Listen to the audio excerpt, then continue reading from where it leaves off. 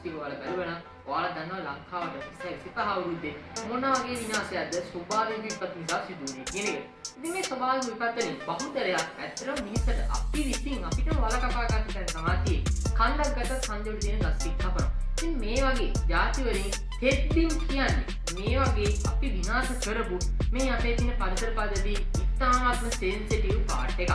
ඉතින් මම දැක්කේ නෑ මම දන්නේ නෑ තියනවාද කියලා කිසිම තැනක මේ තෙත්බිම් ගැන කවුරුත් කතා කරනවා. ඉතින් මගේ channel එකේ මම හිතුවා වෙනම වීඩියෝ එකක් එකට ඩෙඩිකේට් කරලා තෙත්බිම් කියන්නේ මොකක්ද කියන එක ගැන සම්පූර්ණයෙන් සරලව ඩෙමොන්ස්ට්‍රේට් කරන්න මේ වීඩියෝ එකෙන්. ඉතින් මේක සරලව මම ඔයාලට අපි තෙත්බිමක් කියන්නේ ඇත්තටම අපිට කොච්චර දුරට ගම් වතුරක් එහෙම නැත්නම් රැපිඩ් ගම් වතුරක් වළක්ව ගන්න කොච්චර දුරට ගව වෙන දෙයක්ද කියන එක. ඉතින් අපිට සාමාන්‍යයෙන් හිතෙන මුතුරාජල වල නැත්නම් එහෙම තෙත්බිමක් දැක්කම අනේ මේක කුණු ගොඩක් කියලා. නමුත් ඇත්තට මේක කුණු ගොඩක් කසල බැලන කරන ස්ථානයක් නෙවෙයි. ඉතින් වීඩියෝ පටන් ගන්න කලින් අපි දැන් වීඩියෝ පටන් අරන් ඉන්නේ. අපි බලමු කොහොමද තෙත්බිමක් වැඩ කරන්නේ කියන එක. ඉතින් මේ තියෙන්නේ සරලවම තෙත්බිමක් වැඩ කරන්න සමපොඩක් කරලා පංචර ලොකුට ගන්න ඕනේ. තමයි තේතල්ල. සාමාන්‍ය සරලව තෙත්බිමක් කොහොමද වැඩ කරන්නේ? නැත්නම් මට ඔයාලට සයන්ටිෆික් ප්‍රෙසන්ටේෂන් එක දෙන්න පුළුවන්. නමුත් මේක පොඩි ප්‍රැක්ටිකල් එකක් කරලා පෙන්නන එක ගොඩක්ම ලේසි තෙත්බිමක් කොහොමද වැඩ කරන්නේ කියන එක ඉගෙන ගන්න. සරලවම මෙන්න තියෙනවා තෙත්බිම. මොකද්ද? Space sponge. මේ අලිය තමයි මට හම්බුනේ. මේ ඉන්නේ අපි. හරි මේ ඉන්නේ අපි. මේ තියෙනවා තෙත්බිම. මේ තියෙනවා වෝටර් සෝස් එක. දැන් ඔන්න අපි දැන් ඔන්න වෝටර් සෝස් එක දැන් එනවා. දැන් ඔන්න වෝටර් සෝස් එක එනවා. දැන් වෝටර් සෝස් එක එනවා. තාම අපිට වතුර ආවේ නැහැ. තාම අපේ අලියයි නැත්නම් අපිට වතුර එන්නේ නැහැ. මොකද මෙන්න මේ ස්පොන්ජ් එක. මෙතන තියලා මේ වෝටර් සෝස් එකේ වතුර බහුතරයක් උරා ගැනීමක් සිදු කරනවා. ඉතින් මේකම තමයි තෙත්බිමක වෙන්නේ. තෙත්බිමක් වැඩ කරන්නේ සරලවම මේ වගේ ස්පොන්ජ් එකක් වගේ. තෙත්බිමක් වෙට්ලෑන්ඩ් එකක් කියන්නේ තනිකරම සරලවම ස්පොන්ජ් එකක්.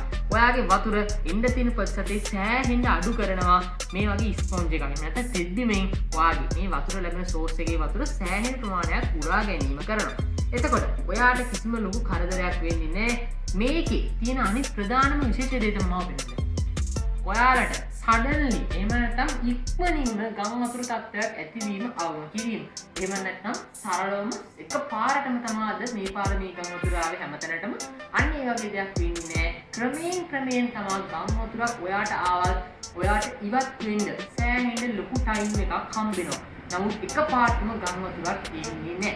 අපේ කට්ටිය මොකද කරේ? මේ තෙත්බිම සෑහෙන දුරට ගලසලා දැම්මා. දැන් ඔන්න තෙත්බිම ඉතින් අපි දැන් බලමු මුතුරාජ වෙල නැති වුණොත් අපිට මොකද වෙන්නේ කියන එක. සරලවම මුතුරාජ වෙල නැති වුණොත් අපිට මොකද වෙන්නේ කියන එක බොහොම සරලයි. මෙන්න ඉන්නවා අපි. මෙන්න ඉන්නවා වෝටර් සෝස් එක. දැන් ඔන්න වෝටර් සෝස් එක දෙනවා. වෝටර් සෝස් එක දුන්න ගමන් මොකද වෙන්නේ? අපිව යට වෙනවා.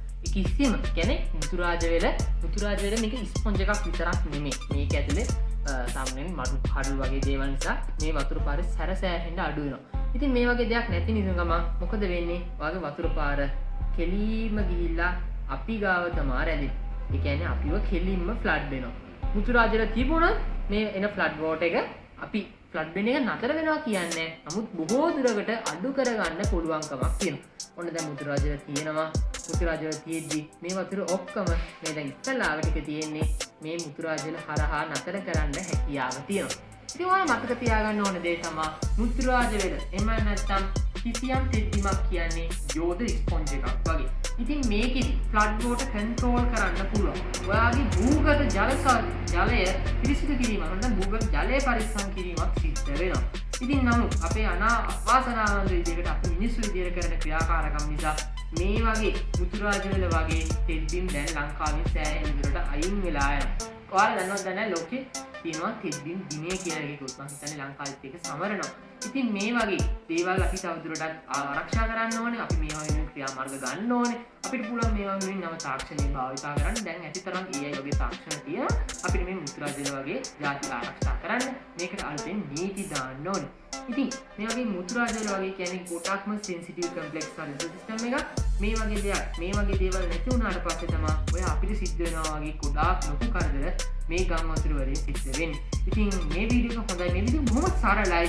මුතුරාජල එමන් නැත්නම් තෙත්බිමක් කියන්නේ මේකට වඩා ගොඩාක් ලොකු දෙයක්. නමුත් මේක තමයි පොයින්ට් එක. අපේ පොයින්ට් ඔෆ් view එක වෙන්න ඕනේ ෆ්ලඩ් කන්ට්‍රෝල් එක. ඉතින් මුතුරාජ වේල වගේ තෙද්දිමකින් කරන අංක එකේ දේ තමයි මේ වගේ ෆ්ලඩ් කන්ට්‍රෝල් එකක් කරන එක. තව මේකේ පොස්පරස් ෆිල්ටරේෂන් ගොඩක් යාති කරනවා. අපි ඒවා ගැන තව ඔයාලට ඕන නම් යටින් කමෙන්ට් එකක් දාන්න. නමුත් මේ දවස්වල හයිප් එක තියෙන ෆ්ලඩ් එක. ඉතින් ඒක නිසා තමයි අපි තෙද්දිමකින් සිද්ධ කරන අංක එකේ ප්‍රධාන දෙයක් වෙන ෆ්ලඩ් එක ගැන කතා කරේ. වීඩියෝ එක හොඳයි නම් සබ්ස්ක්‍රයිබ් කරන්න. තවත් වීඩියෝ එකකින් අලුතෙන්ම හම්බෙමු.